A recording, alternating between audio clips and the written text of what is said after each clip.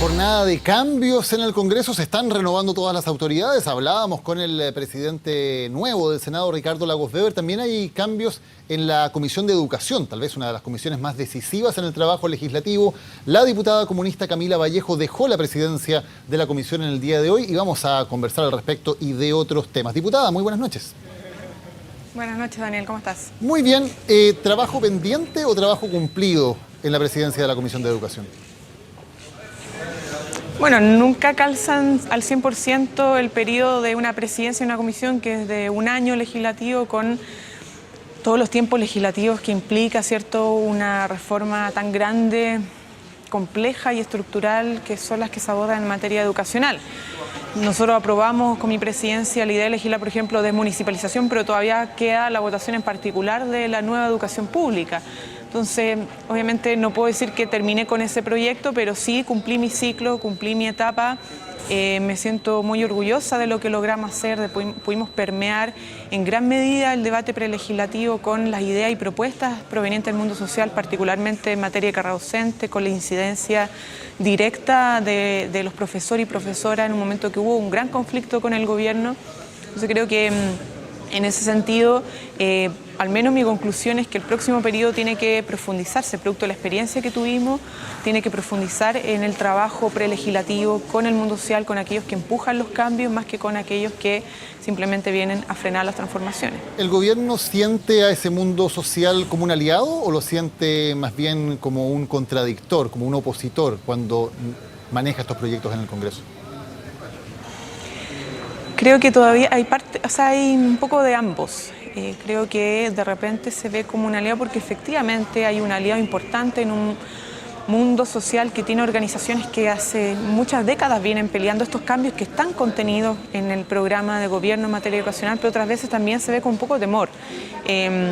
En medio de tanta crítica, tanta arremetida de la oposición, de mandar los proyectos del Tribunal Constitucional, del tema de la instalación crítica en relación a las encuestas, que además sabemos que son por parte de un solo sector, una crítica más proveniente del sector que sí apoya, pero cree que hay que profundizar mucho más los cambios, pareciera ser que incomoda un poco a una parte del gobierno, de repente las mismas opiniones dentro. Yo creo que hay que reforzar la idea de que son aliados, porque en verdad la experiencia que nosotros hemos tenido y que a mí me tocó vivir en la Comisión de Educación cuando los profesores de Chile están en un paro que fue bastante largo, donde el gobierno no se quería sentar a dialogar porque estaban paralizados.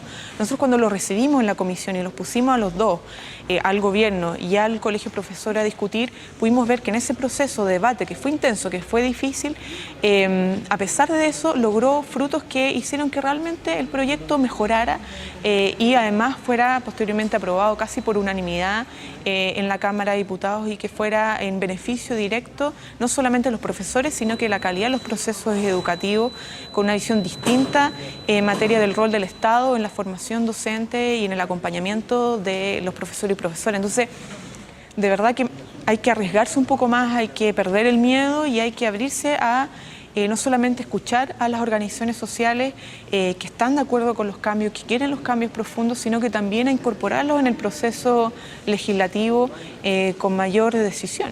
Hablando de educación, diputada, usted aparece con foto y con una cita en los textos de educación de historia y geografía de octavo básico, asunto que ha motivado la protesta de diputados de la UDI que han anunciado intervención de la Contraloría y citación a la ministra de Educación debido a esto. ¿Qué le pareció su inclusión en los textos y la reacción de los diputados opositores? Bueno, yo le hice pública a la ciudadanía mi opinión al respecto de una carta, pero reitero que, bueno, yo me enteré casi por la prensa de esto, justamente por el reclamo que hace la UDI en mi aparición en un texto escolar sobre historia y geografía. Es producto de una entrevista que yo di en el Mercurio, en el norte, producto de nuestro trabajo de la Comisión Investigadora de Antofagasta por la contaminación de Antofagasta, y tiene que ver con, es una opinión que yo me he formado siendo no solamente parlamentario, por el trabajo que me ha tocado ver en la Comisión de Medio Ambiente y particularmente en esa comisión investigadora, sino por mi formación profesional. Yo soy titulada de Geografía, soy geógrafa, tengo una visión crítica en relación al tratamiento de nuestro territorio, de la incompatibilidad que tiene nuestro modelo de desarrollo que piensa solo en crecimiento económico a través de la extracción desmedida de los recursos naturales, producto del impacto que tienen las comunidades, los ecosistemas, la misma región allá en Antofagasta y varias comunidades han visto históricamente afectadas por esta lógica extractivista sin visión de sustentabilidad, y nuestra institucionalidad medioambiental no ha dado el ancho para hacer frente a aquella situación que tiene incluso a comunidades declaradas como zonas de sacrificio. Yo creo que mi opinión no tiene por qué ser la única, y de hecho el libro da cuenta de que hay otras opiniones al respecto y abre el debate de las ideas en materia de el tratamiento del desarrollo sustentable en nuestro país. Hay opiniones del gerente de Desarrollo Sustentable de Colbún, hay una opinión del Ministerio, y por lo tanto se da la diversidad de opiniones para que justamente, conducido el debate por un profesor o profesora, los estudiantes, los jóvenes puedan darse su propia formación o su propia opinión crítica en relación a este tema. A mí me parece sumamente sano, es algo que siempre, ojalá se promoviera siempre el debate de las ideas de manera plural en los textos escolares en relación a distintos elementos que deben interesar a nuestra sociedad. Entonces para mí es un reconocimiento, además me siento honrada, creo que es así, que todos los textos de historia deben también dar opinión de las distintas figuras públicas, no solamente las que ya han fallecido a lo largo de nuestra historia, sino que incluso también las que están vivas, para, insisto, profundizar el debate desde una perspectiva plural. ¿Debería haber cierto equilibrio? ¿Debería cuidarse que también aparezcan, por ejemplo, parlamentarios de oposición o de otro sector político también en los textos escolares? Yo creo que el pluralismo no tiene que ver simplemente con que haya de un partido y otro, sino que la opinión diversa las opiniones. Y ahí están representadas, insisto, los mismos, un gerente de una empresa del sector privado, que es distinta, ¿cierto?, a la mía, hay una visión desde el Poder Ejecutivo, y otra, una opinión del Poder Legislativo, que no es la opinión representativa de todo el Poder Legislativo. De hecho, se señala ahí mi militancia en un partido, y eso obviamente se entiende de que es una opinión con una visión política en específico. ¿Diputada? Y en ese sentido, y a mí me preguntaron hace poco, por ejemplo, si yo tuviera problema que apareciera una diputada, un diputado de derecha en un texto escolar dando una opinión en un marco de un debate que se promueve en un texto escolar. Me parece sumamente sano. Y ojalá eso se siguiera promoviendo, porque en un tiempo en nuestro país, la verdad es que quemaban libros, censuraban, boicoteaban toda opinión crítica al modelo, más a una dictadura. Hace poco logramos decir que la dictadura militar fuera tratada como dictadura, a pesar de que la derecha quería que se mantuviera la idea de gobierno militar en los textos escolares. Entonces, yo creo que es saludable y hay que promover esa diversidad de opiniones. Diputada, usted el año 2013 decía: me duele el estómago hacer alianza con algunos sectores de la DC. Cuando vemos el debate que hay hoy dentro de la nueva mayoría con sectores de DC que se están oponiendo a los proyectos del gobierno, por ejemplo en la reforma laboral o por ejemplo en el proyecto de despenalización del aborto en 3 causales, ¿le sigue doliendo el estómago? Sí, no solo me duele el estómago, sino que también me causa indignación y un poco de rabia, porque yo entiendo la diversidad política e ideológica que hay en la nueva mayoría, y creo que también eso constituye una riqueza en los debates. Pero resulta que cuando es sistemática la oposición de algunos sectores, porque esto no es la Democracia Cristiana como partido en su totalidad, sino que son algunos senadores, algunos parlamentarios, a las reformas que hemos empujado, ya un poco que cansa y da cuenta de que los intereses, más que en pos de las reformas que están en el programa de gobierno, responden a otro tipo de intereses de clase distintos. Se escucha más la opinión, o más bien son representantes de una posición religiosa, confesional, o una posición empresarial. Y entonces uno como que dice, ¿dónde está realmente la lealtad? ¿Dónde está el compromiso ante un programa de una coalición? Cuando vemos que tanto en reforma laboral como en el proyecto, por ejemplo, de penalización del aborto terapéutico, vemos que son casi los mismos que están permanentemente boicoteando la reforma. Entonces obviamente causa indignación y no una cuestión mía en lo particular, así como algo personal que yo tenga. Es una opinión política y un malestar político que sentimos varios de los parlamentarios que hemos hecho grandes esfuerzos, por ejemplo, de la nueva mayoría en la misma Cámara de Diputados, por hacer avanzar y mejorar los proyectos, escuchando a más que aquellos que han estado históricamente postergados de estos debates que debiesen ser democráticos, que son los trabajadores, los pobladores, los estudiantes, las organizaciones que históricamente han sido postergadas, han sido maltratadas en nuestro país. Porque además las grandes empresas, incluso la misma Iglesia, que no digo que no haya que escucharla en esta materia, pero siempre han tenido una posición más privilegiada en los debates que se dan de parte del Estado, porque o financian campaña o hacen lobby, ¿cierto? Tienen todos los recursos para hacer mayor presión en esta instancia y sin embargo los otros no, porque incluso se les prohíbe, por ejemplo, a dirigentes sociales y sindicales poder postular al Parlamento. La derecha se sigue oponiendo a que esas voces populares puedan tener una representación directa y, sin embargo, por otro lado, vemos que no solamente la derecha, sino que otros sectores conservadores sistemáticamente representan los intereses de la contraparte que en las últimas décadas se ha visto beneficiada y privilegiada por la desigualdad en Chile, porque concentran gran parte del poder, no solamente económico, sino que también político. Diputada, cuando dice que le causa indignación y rabia, cuando se pregunta dónde está la lealtad, dónde está el compromiso de esos sectores de la DC, ¿tiene algún sentido pensar en que más allá del término del actual gobierno puedan seguir siendo una coalición, puedan seguir intentando gobernar juntos el Partido Comunista con esos sectores de la democracia cristiana? Es que, mira, nosotros tenemos convicción de que estamos aquí para poder hacer cumplir el programa y nos sentimos también, sentimos que hemos contribuido mucho al avance de los ejes programáticos. Nosotros no somos los que tenemos el problema con la coalición y con el programa. Creo que son más bien ellos los que tienen un problema con lo que defendieron en las campañas y con lo que está tramitándose ahora ya en detalle en el Congreso.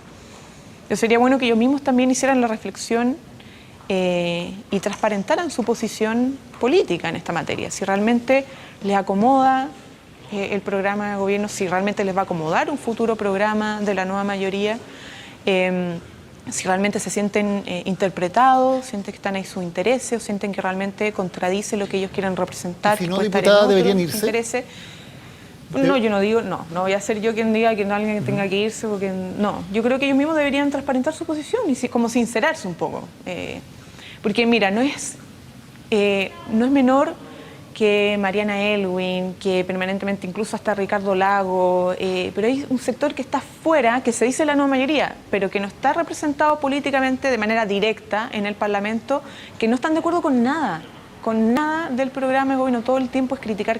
Entonces uno dice que ellos mismos, que tienen mucha afinidad política con aquellos sectores que se oponen o critican o tratan de más bien desnaturalizar las reformas, sean parte, realmente se tan comprometidos con el programa. Uno tiende a pensar que más bien no les gusta el programa de la nueva mayoría, no les gusta el proyecto de la nueva mayoría y se sienten más afines con posiciones más de centro-derecha o radicalmente de derecha. ¿Y al expresidente Lagos lo suma en ese grupo, como lo mencionó? Yo creo que, lo he dicho varias veces y creo que, a ver, con todo respeto, creo que la visión del expresidente Ricardo Lagos como presidente, ¿cierto? Y actualmente como ciudadano común y corriente es muy a favor de mantener el actual modelo económico, muy neoliberal, muy de libre mercado. En algunos aspectos no, quizá en materia de algunos derechos sociales fundamentales, quizá algunas perspectivas de cómo democratizar nuestra institucionalidad no. Pero yo creo que es ineludible el debate en materia de nuestra estructura económica, nuestro modelo económico que ha llevado a la extrema concentración de los mercados, lo hemos visto con los casos de colusión. Él mismo quitó esta cláusula de poder, por ejemplo, penar con cárcel la colusión. Él lo justifica en función del contexto, pero bueno, vemos las consecuencias de aquello. Entonces, y la promoción además, por ejemplo, de la lógica de las concesiones, concesionar todo, privatizar. Y yo creo que hay que cambiar ese switch. Yo no lo veo necesariamente en la lógica programática de la nueva mayoría. Por ¿Diputada? lo tanto, creo que no es fiel representante de eso. Si el expresidente Lagos fuera candidato presidencial de la nueva mayoría, ¿usted votaría por él? Yo dificulto que eso suceda. ¿Si sucediera? Yo lo dificulto que eso suceda. A mí no me representa en lo que yo creo que debe ser un gobierno de la nueva mayoría. Además que en todos estos casos que hemos visto de colusión, de interferencia del mundo privado, de las presiones al poder político y viceversa, del poder político a distintas instancias ministeriales para aprobar proyectos o modificaciones legales que privilegian a ciertos sectores empresariales. Yo creo que él no tiene la legitimidad suficiente para ser un candidato que represente realmente una renovación que permita dejar atrás ese tipo de prácticas que, insisto, no son nuevas, no es propia de este periodo de gobierno, del periodo de Sebastián Piñera, con lo que hemos visto en Longueira, sino que viene de hace bastante tiempo. Y bueno, Daniel, tú bien sabes eso por el mismo libro que publicaste. No creo que sea responsable ni serio presentarse como candidato en este escenario. ¿Y no votaría por él, por lo tanto? Creo que dejo un poco implícito esa respuesta. Para dejarla explícita, ¿es no la respuesta? No, yo la verdad es que de verdad lo dificulto mucho. Diputada Camila Vallejo, muchas gracias por habernos acompañado. Quiero decir en que Serena no, ya Daniel. A mí no votaría por Lagos. No me parece, personalmente, porque algo que ni siquiera se ha discutido como partido, nosotros estamos recién en Congreso, pero creo que él no tiene las condiciones para representar un futuro programa de gobierno de la nueva mayoría y tampoco representar la renovación que se necesita para Chile en materia de división radical entre dinero, política, de mundo empresarial, intereses privados con los intereses populares. Por lo tanto, la respuesta es que no. Exacto. Diputada Camila Vallejo, gracias por haber conversado hoy con Serena Chile. Buenas noches. Muchas gracias. Buenas noches, Daniel.